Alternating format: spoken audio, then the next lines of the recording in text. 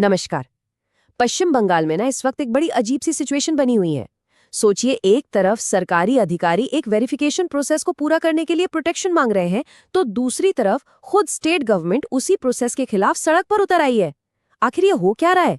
चलिए इस पूरी गुत्थी को सुलझाते हैं। तो सवाल ये है कि आखिर इस नागरिक सत्यापन प्रक्रिया में ऐसा है क्या कि जमीन पर काम करने वाले कर्मचारियों से लेकर सरकार तक सब आमने सामने आ गए हैं। आइए इस पूरे विवाद की तह तक चलते हैं। तो देखिए, इस पूरे टकराव के सेंटर में है एक प्रोसेस जिसे कहा जा रहा है SIR प्रक्रिया। इसका पूरा मतलब है इंटेंसिव रिवीजन एंड प्यूरिफिकेशन, यानी मतदाता सूची को गहराई से जांचकर उसे अपडेट करना। लेकिन यही सीधा साधा लगने वाला प्रोसेस पश्चिम बंगाल में एक बहुत बड़े विवाद की जड़ बन गया है। चलिए कहानी की शुरुआत करते हैं उन लोगों से जो असल में जमीन पर ये काम कर रहे हैं, और उनकी तरफ से एक ऐसी मांग उठी है जो इस मामले की गंभीरता को साफ साफ दिखाती है। ये हैं बूथ लेवल ऑफिसर्स, या कहें तो BLOs। अब ये कौन है? ये वही सरकारी टीचर्स और क्लर्क हैं जो घर घर जाकर वोटर लिस्ट को वेरीफाई करते हैं। इन्हें लोकतंत्र का जमीनी सिपाही यूं ही नहीं कहा जाता।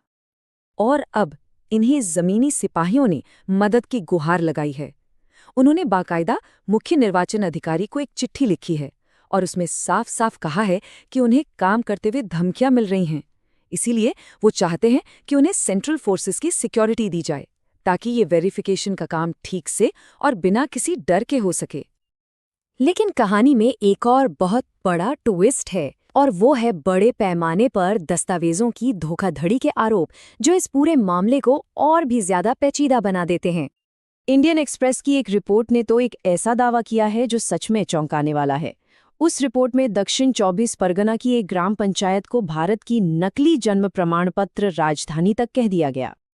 अब जरा इस नंबर पर गौर कीजिए, 3,500 से भी ज्यादा। रिपोर्ट का दावा ये है कि सिर्फ एक ग्राम पंचायत से इतने जाली जन्म प्रमाण पत्र जारी हुए। ये नंबर किसी बहुत बड़े खेल की तरफ इशारा कर रहा है। और ये जो पूरा फ्रॉड है ना, वो कथित तौर पर 3 स्टेप्स में होता है।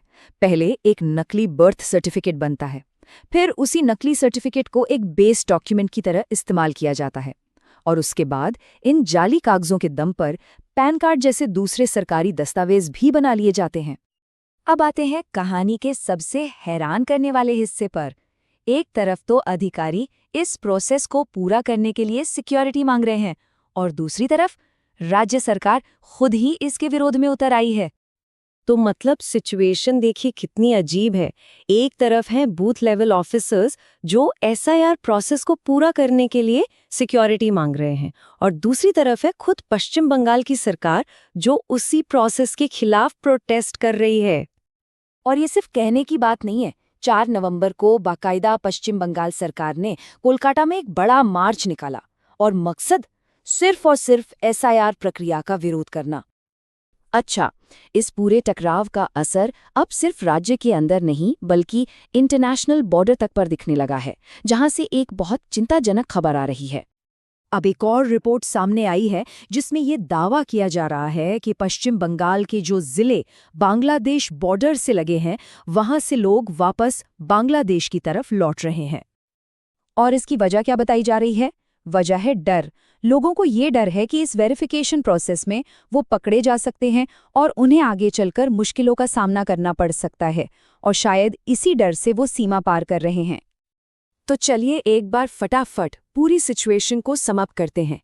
एक तरफ अधिकारी वेरिफिकेशन के लिए सुरक्षा मांग रहे हैं, दूसरी तरफ दस्तावेजों में बड़े फ्रॉड के गंभीर आरोप लग रहे हैं।